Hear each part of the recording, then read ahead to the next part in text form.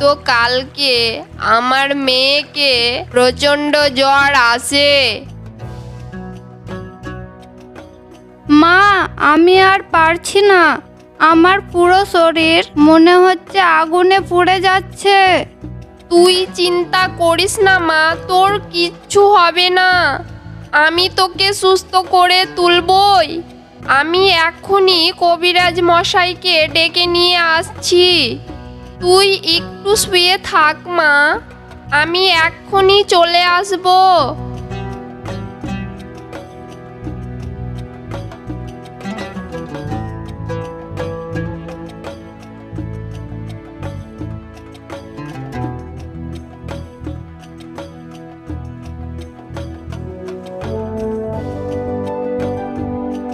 কবিরাজ মশাই, ও কবিরাজ মশাই, দয়া করে আমার মেয়েকে বাঁচান।